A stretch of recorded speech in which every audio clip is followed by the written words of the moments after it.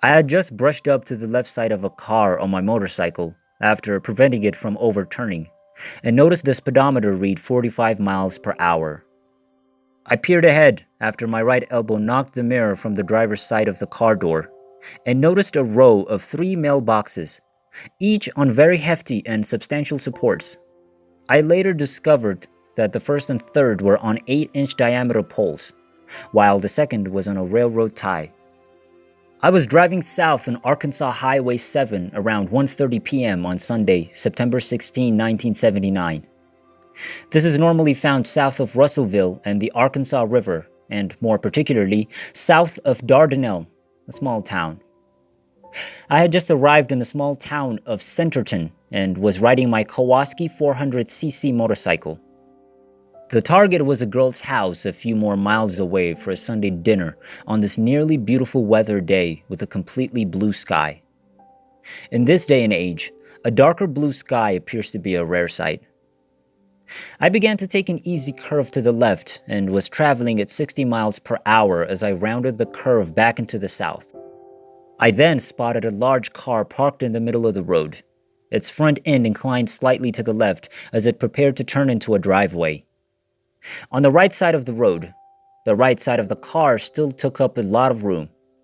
I expected it to switch on, but then I noticed the driver was terrified and nervous. A huge lady in the driver's seat began waving her hands in a way that indicated she didn't know what to do. I knew that braking would only allow me to hit the back end more slowly, and I was used to moving to my left rather than my right, so I went with my gut and tried sliding the bike around the left side. I was wearing boots, which provided me with the stability I needed to press my left foot into the gravel off the side of the road. I acquired leverage and worked the bike back into the south while avoiding a ditch and losing control. It could have also helped that I was into powerlifting at the time. The good shape I was in and the increased strength had to have helped. My intention was to skim along the left shoulder of the road, just getting by the car's left side. However, because the front end was tilted in towards the driveway, it cut me off and I hit the side a few times. At 45 miles per hour, I noted my speed and then my elbow knocked the mirror off the driver's side of the car door. I kept enough control to believe I could make it, but when I peered ahead, I saw the inevitable. 3 mailboxes in a row, each mounted on a stout pole. I immediately felt this may be the end for me, and I uttered swiftly and earnestly, "Please, God, let me stay. I don't want to leave right now." Then there's a split second of dualism. I could feel myself rummaging through the mailboxes, but before I heard anything, I felt myself being pulled up. When I looked up, I noticed my right arm extended up, and I puzzled why it was so silky white. The forearm in hand, with texture yet transparency, and the deep blue sky all around. These sparks began to develop while I was still staring at my arm, when I realized I was higher in the air. Not precisely like a conventional electrical spark, but similar, with a thicker dimension to each spark, to a form of plasma with just enough thickness to notice black on one edge or side and silver on the other. A spark, then 3, then they streamed together into a vertical line and traveled down, then to my left, then upwards, and finally back to my right. Clockwise from my point of view at the time and place. Sparks flew as the window developed, but the black or silver tones remained. The entire time, an ordered, sharp popping noise was there until an almost square rectangle had formed. The presence of others began to show up as I was looking at it and truly focusing on it without losing consciousness. There was a larger presence around him, with at least 3 people. It appeared to be a he. I observed the 3 others' different faces when I gazed at them. Extremely anxious faces, and there may have been more of them, but the greater presence grew even bigger, and I returned my attention to him. I could only see him from the waist up, as if a bounded table or device were in front of him, obscuring his vision of the rest of the scene. All of this was taking place within the confines of the window that had opened. I felt insignificant in comparison to what I was seeing. Flames of what appeared to be fire appeared in his eyes. Hot, swirling flames soared over what seemed to be hot coal embers on fire. He appeared to be taller than 15 feet, though I have no idea what size he would have been in the place I was being drawn into. I wasn't completely dragged inside, but I was just at the entrance and lost sight of the blue sky. From his neck down, he appeared to be wearing some kind of white robe-like attire. His hair was wavy and a little long. It appeared to be filled with static electricity. Silvery hair, an extremely white body and face, and outlines and features that ranged from grayish to dark. Grand and masterful in appearance, not frightening at all, but with a presence to be revered. For a little period, I looked around at the others, who still had a very concerned expression on their faces. There could have been more than 3, but I didn't take the time to count them all. They were of a more typical size and were completely focused on me.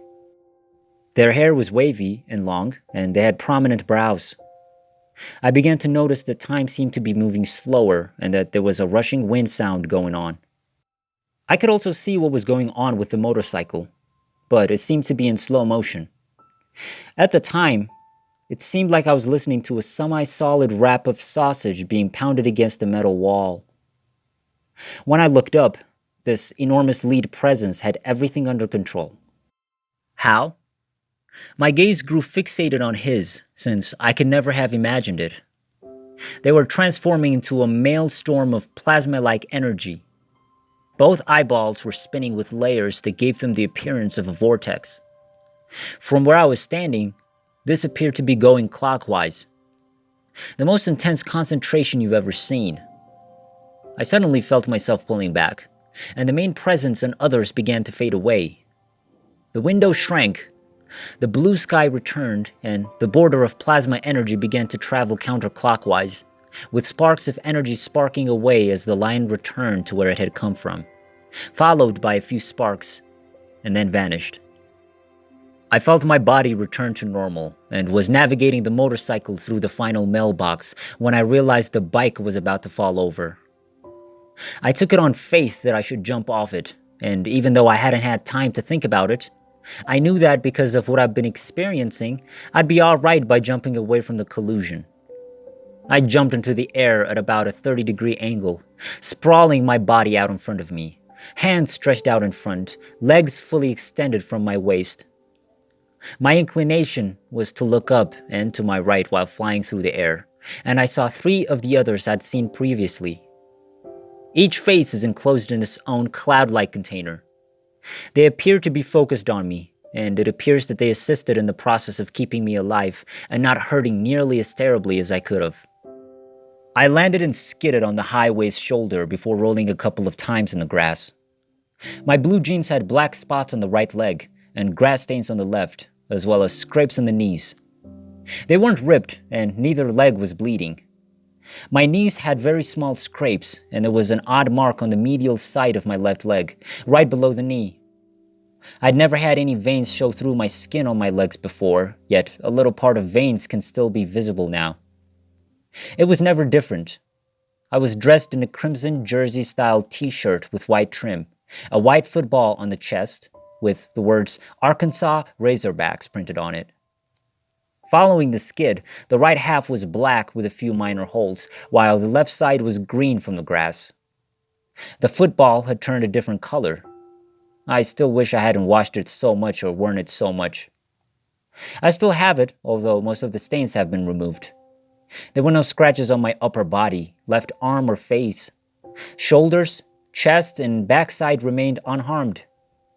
My right arm, on the other hand, was a different story. The mirror gave me a solid rip on my elbow. That car was knocked off and I had 2 massive gashes on the medial side, just below the main area of my forearms. Some flesh had been eaten away from the top of my forearm, and scrapes and small gashes had appeared on the back and front of my right hand.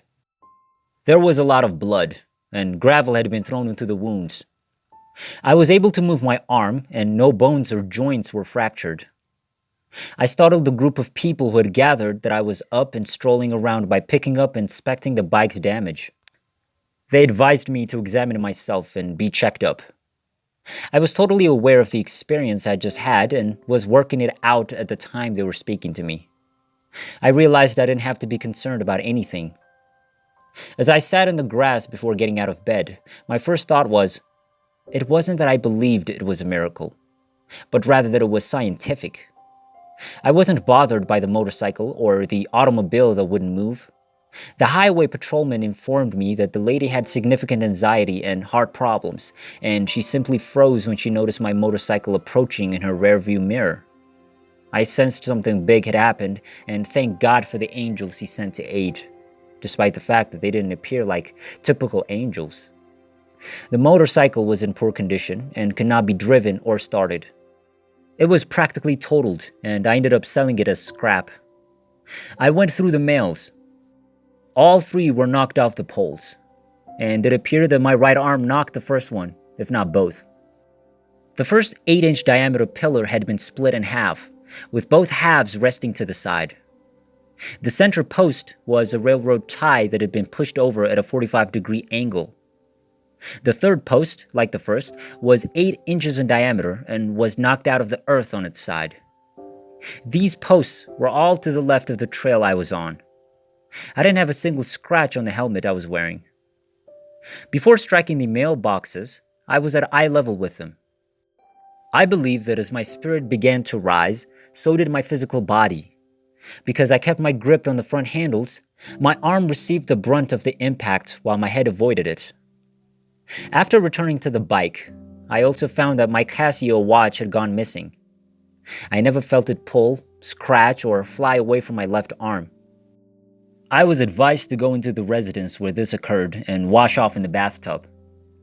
The patrolman discovered my watch as I was doing this. It was about 15 feet ahead of where I had picked myself up. We couldn't figure out how the band got off because it wasn't broken.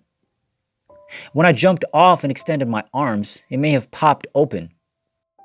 I did reflect on how time seemed to slow down throughout the trip and then speed up again as I came back down. So I kept wondering whether that was why the watch had been taken off. Who can say?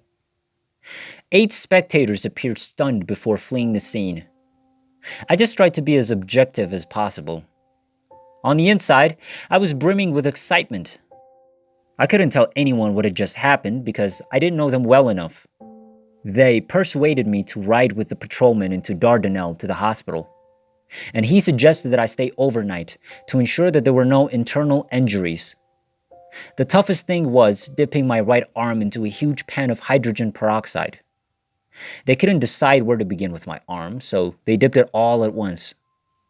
Until that point, I hadn't experienced any discomfort as a result of the collusion. I called my Arkansas Tech University roommate, and he brought some goods up for me. While I waited for him, I lay in the hospital bed, foolishly because I knew nothing else was wrong, and another person in the room was hooked up to a machine. When I was about to leave work, a nurse came in. She was perplexed because it had never quit, shouldn't have quit, and should have had a backup plan to resume. She left, frustrated, to locate a doctor. As this experience was burned into my consciousness, my mind had been going through a lot, all uncertainty, all experience. I finally had to tell someone what had occurred to me after a buddy brought some goods in for me. Spiritually, he came from a very different background than myself, and he listened intently. And he knew I'd be honest, so there'd be no reason for me to fantasize about it. My arm was completely bandaged from the ends of my fingers to my shoulder, and I couldn't even bend it enough to take a glass of water. So I wrote left-handed for the following 2 weeks, lifted weights with only one arm, and did as much as I could normally. The bandages were removed after 2 weeks, and the doctor was really impressed with how great they looked. After that, they were merely modest bandages, and I could resume any activity that didn't knock them off.